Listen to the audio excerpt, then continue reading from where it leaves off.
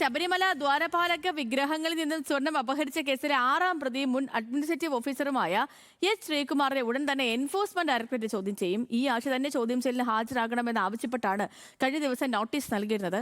കഴിഞ്ഞ ദിവസം E D ചോദ്യം ചെയ്ത് വിട്ടയച്ച മുരാരി ബാബുവിനോട് വീണ്ടും ചോദ്യം ചെയ്യലിന് ഹാജരാകാനും ആവശ്യപ്പെട്ടിട്ടുണ്ട്. സൈഫുനിസ അലിയാറാണ് ഈ വാർത്തയുടെ വിശദാംശങ്ങളുമായി നമുക്കിപ്പം തത്സമയമുള്ളത്. Saifunisa, good morning. SIT നിന്നും ഈ ശബരിമല സ്വർണ്ണക്കൊള്ള കേസിലെ പ്രതികളുടെയൊക്കെ പൂർണ്ണ വിവരങ്ങൾ ഏറെക്കുറെ പൂർണ്ണമായി തന്നെ ED ശേഖരിച്ചിരുന്നു. അതിനുശേഷമാണ് പ്രതികളിലേക്ക് നേരിട്ട് ചോദ്യം ചെയ്യലുമായി ED കടക്കുന്നത്.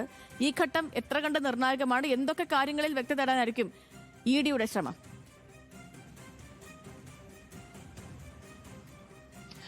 Good morning Sethulakshmi. ശബരിമല സ്വർണ്ണക്കൊള്ളയുമായി ബന്ധപ്പെട്ട് വളരെ നിർണായകമായ ഒരു അന്വേഷണ ഘട്ടത്തിലാണ് ED ഉള്ളത്. ഈ പ്രതികൾക്കെല്ലാം തന്നെ SIT അറസ്റ്റ് ചെയ്ത് പ്രതികൾക്കെല്ലാം തന്നെ ഇപ്പോൾ 90 ദിവസത്തിനകവും കുറ്റപത്രം സമർപ്പിക്കാനാകാത്ത സാഹചര്യത്തിൽ സ്വാഭാവിക ജാമ്യം നേടി പുറത്തിറങ്ങുകയാണ്. ഈ പ്രതികളെ ഓരോരുത്തരെയും നോട്ടീസ് അയച്ച് സമൻസ് നൽകി ചോദ്യം ചെയ്യലിന് വിളിപ്പിക്കുകയാണ് ED. ഏറ്റവും ആദ്യം വിളിപ്പിച്ചത് ചൊവ്വാഴ്ച മുരാരി ബാബുവിനെയായിരുന്നു, മുൻ അഡ്മിനിസ്ട്രേറ്റീവ് ഓഫീസർ. മുരാരി ബാബുവിനെ വിശദമായി ചോദ്യം ചെയ്തിരുന്നു.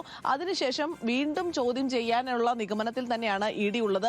ഇതിനിടെയാണ് എസ് ശ്രീകുമാർ, മുൻ അഡ്മിനിസ്ട്രേറ്റീവ് ഓഫീസറായ എസ് ശ്രീകുമാറിന് ED നോട്ടീസ് നൽകിയത്. ഈ ആഴ്ച തന്നെ ഹാജരാകാനാണ് എസ് ശ്രീകുമാറിനും ഒപ്പം തന്നെ മുൻ എക്സിക്യൂട്ടീവ് ഓഫീസറായ D സുധീഷ് കുമാറിനും ED നോട്ടീസ് നൽകിയിരിക്കുന്നത്. ഇവർ എന്ന് വേണമെങ്കിലും ഹാജരാകാം. ഇന്നലെ ഇവരാരെങ്കിലും ഒരാൾ ഹാജരാകുമെന്നായിരുന്നു നമ്മൾ പ്രതീക്ഷിച്ചത്. പക്ഷെ ഇന്നലെ EDക്ക് മുമ്പാകെ ഇവരൊന്നും ഹാജരായിട്ടില്ല.